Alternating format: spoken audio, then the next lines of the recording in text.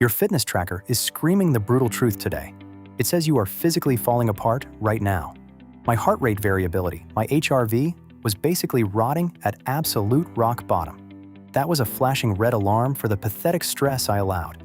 I felt exhausted and weak, and my daily workouts were a complete joke. So, I grabbed a science-backed plan and executed it like a soldier for 8 violent weeks. The results were so savage, so legendary, that I must force you to see this routine that didn't just move a digital digit, it saved my pathetic life. And the best part? It started by stopping the hard work that I was convinced was helping me to reach my goals.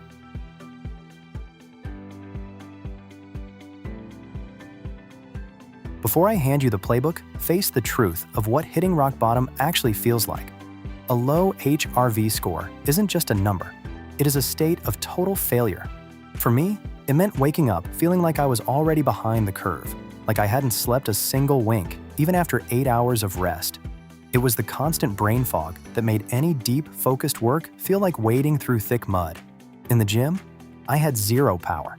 Weights felt like they were bolted to the concrete floor. My endurance was dead, and the muscle soreness just lingered for days like a bad habit. I was trapped in a pathetic cycle. Stress murdered my recovery, and poor recovery just bred more stress. What is HRV anyway? The only way to think about it is as your body's readiness score. It is not measuring your heart rate. It measures the tiny variations in time between every single heartbeat. A healthy heart is not a clock ticking at a perfect rhythm. It is a dynamic machine making micro adjustments. This is run by your autonomic nervous system, which has 2 competing sides. You have the fight or flight system, and you have the rest and digest system. A high HRV means there is a beautiful balance, and your body is resilient and ready for war. A low HRV, where I was living, means your fight or flight switch is stuck in the on position. Your body is on high alert 24/7, and it is absolutely burning out.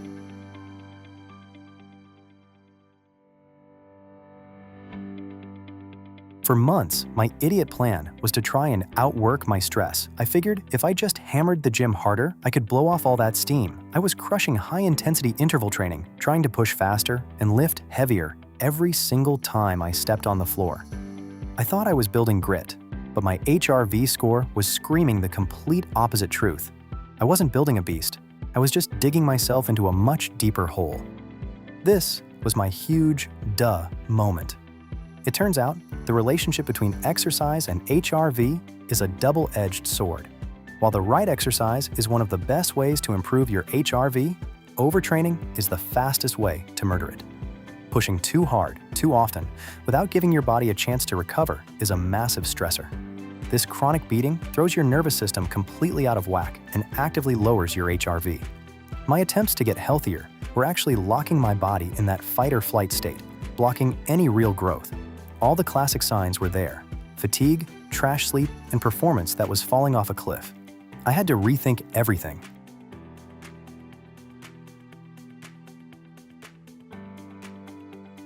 I decided to stop guessing like an amateur and start listening to the cold science.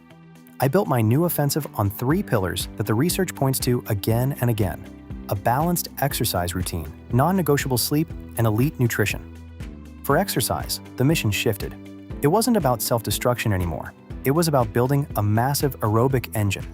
Study after study proves that activities like jogging, swimming, and cycling are incredible for boosting HRV because they force your nervous system back into balance. The magic ingredients are consistency and moderation, not just raw, mindless intensity. For sleep, it became my #1 priority. Quality sleep is when your body's repair crew actually gets to work. It is the golden hour for your rest and digest system, which has a direct line to your HRV. Ruining that process is a guaranteed recipe for low scores and high stress. And finally, nutrition. I started seeing food as data for my body, not just calories to burn. Things like processed junk, too much alcohol, and massive late-night meals are known HRV assassins because they wreck your sleep and add stress to your system. With this new framework, I wasn't just working out. I was sending my body clear, consistent signals of safety and recovery day in and day out.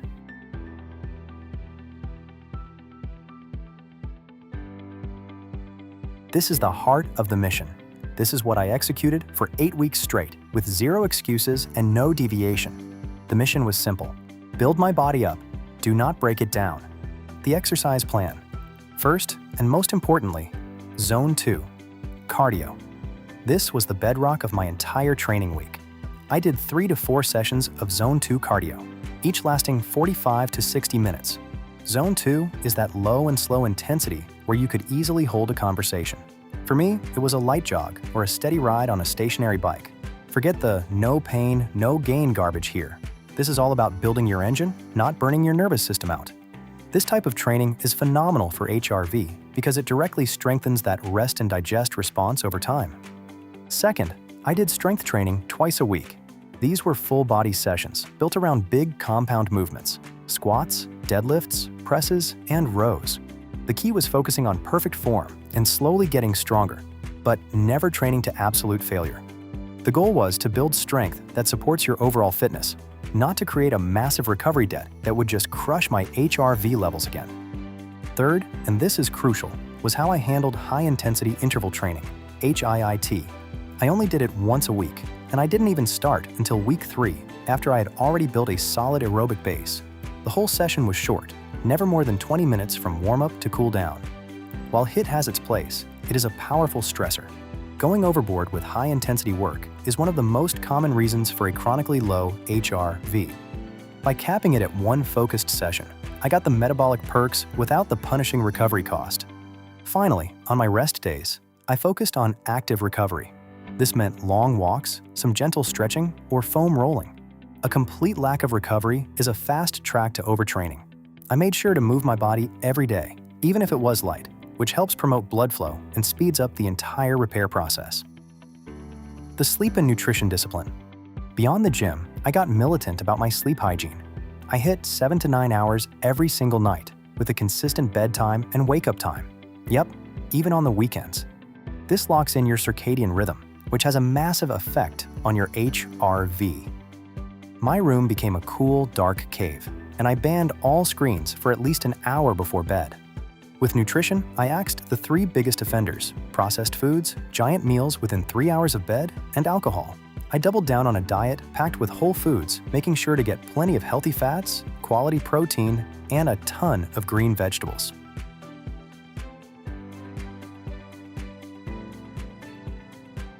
While the training and sleep were the long-term game changers, I also sprinkled in a few simple habits for a more immediate calming effect on my nervous system. The most powerful one was daily breathwork. Every single day, I would take 6 minutes for slow, deep belly breathing. It was a simple pattern: inhale for 4 seconds, a little pause, and then a slow 6-second exhale. This technique directly stimulates your vagus nerve, which is like the master switch for your rest and digest system, helping you shift out of that constant state of alert. Another dead simple hack was morning sunlight. As soon as I woke up, I would head outside for 10 to 15 minutes. Getting natural light in your eyes first thing in the morning helps anchor your body's internal clock, which improves sleep quality and hormone function, both of which are huge for a healthy HRV. These little daily resets were like hitting a save point for my nervous system.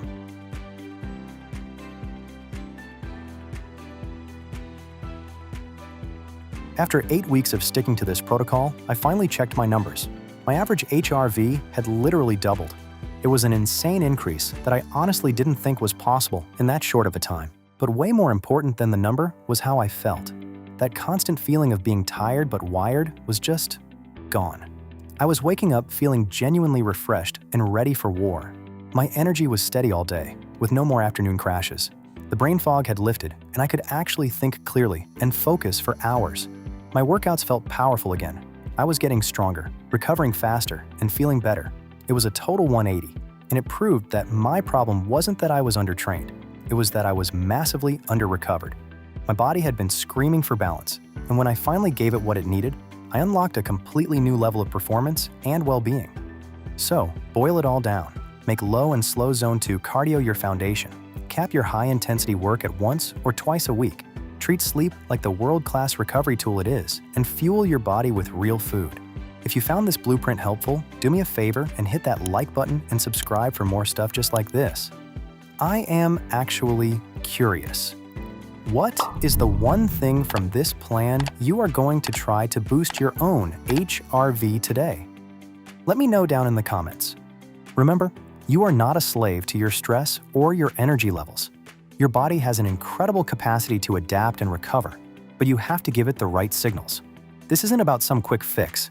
It's about building a system that makes you resilient for the long haul. You have the blueprint.